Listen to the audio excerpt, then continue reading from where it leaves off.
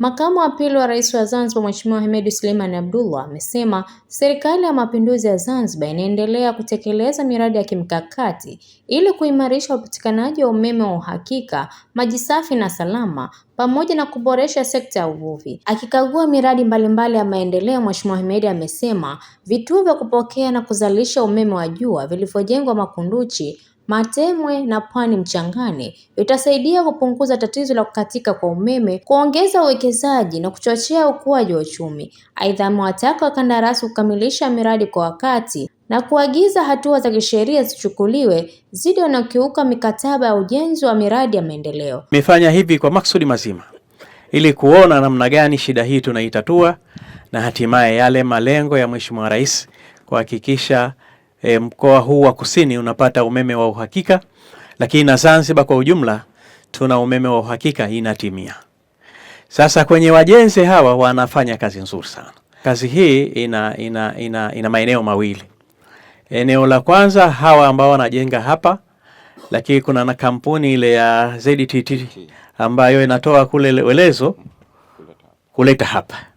Sasa hapa kwa upande wa kampuni hii nahisi kama kuna delay fulani.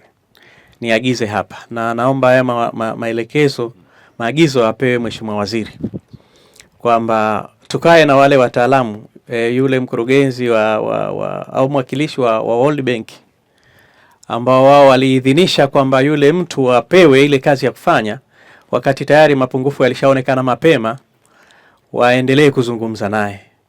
Hizi delay ambazo zinaendelea kutokea kwetu sisi, hizi ni vitu tusivyovipenda hata kidogo. Kwa hiyo waendelee kuzungumza naye ili tuone kwamba serikali mradi huu unakamilika kwa wakati kwa mujibu wa mikataba, lakini kazi hii ya upatikanaji wa umeme inapatikana haraka iwezekanavyo.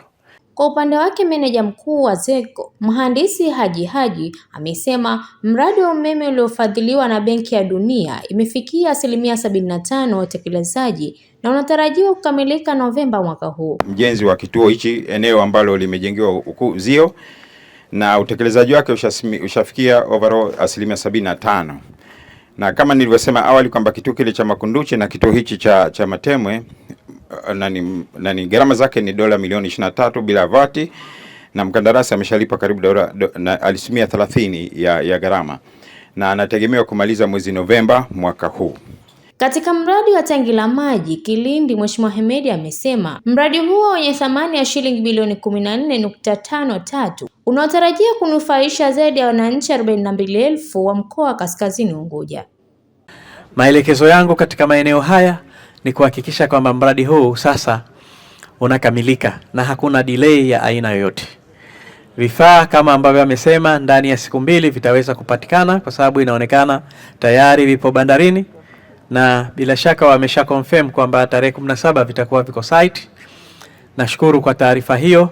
Serikali tuko tayari kutoa ushirikiano kama kutakuwa kuna changamoto yoyote ya aina hiyo, lakini niwahakikishie wananchi wa Nungwi na vitongoji vyake kwamba Daktari Hussein Mwinyi amekusudia kabisa kuondoa kadhia ya maji mkoa wetu wa Kaskazini kwa ujumla.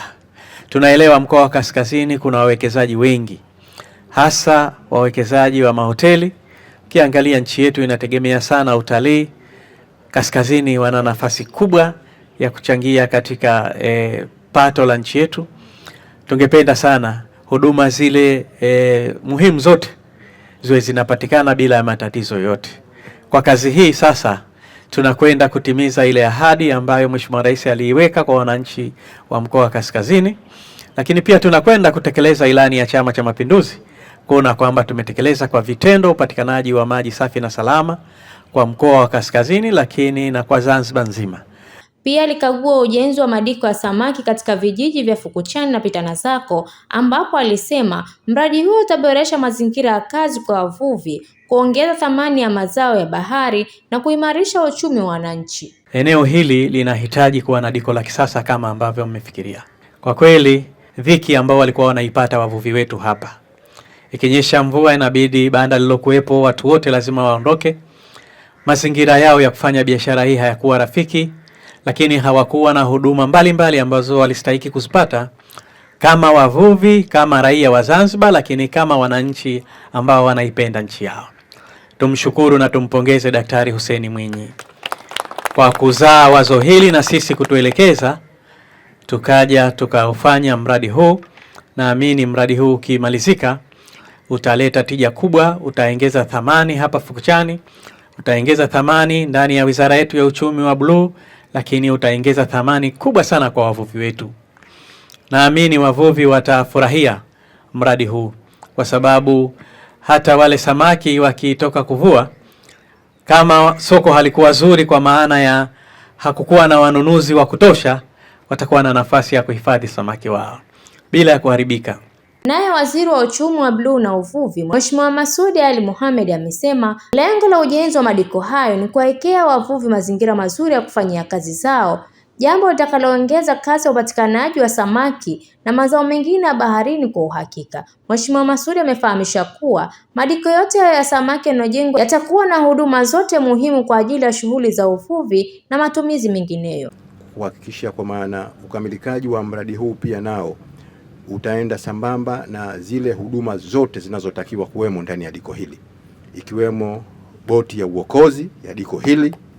Hatutazindua diko hili bila boti ya uokozi, lakini pia kuwawezesha wavuvi wa eneo hili kwa kuwapatia vitendea kazi zikiwemo boti za kufanyia kazi, lakini pia kuwapatia nyenzo nyingine ambazo zitawasaidia katika kazi zao za kila siku katika shughuli ya uvuvi. Katika ziara hiyo, makamu wa pili wa rais wa Zanzibar, Mheshimiwa Hemed Suleiman Abdullah, amekagua ujenzi wa kituo cha kuzalisha na kupozea umeme Makunduchi, ujenzi wa tangi la kuhifadhia maji Kilindi, kukagua ujenzi wa madiko ya samaki Fukuchani na Pitanazako, ujenzi wa kisima cha maji Kiashange, ujenzi wa mradi wa kituo cha kupozea umeme Matemwe, pamoja na ujenzi wa kituo cha kuzalisha umeme wa jua wa Pwani Mchangani. Nikiripoti mimi ni Fatma Haji wa VOP TV.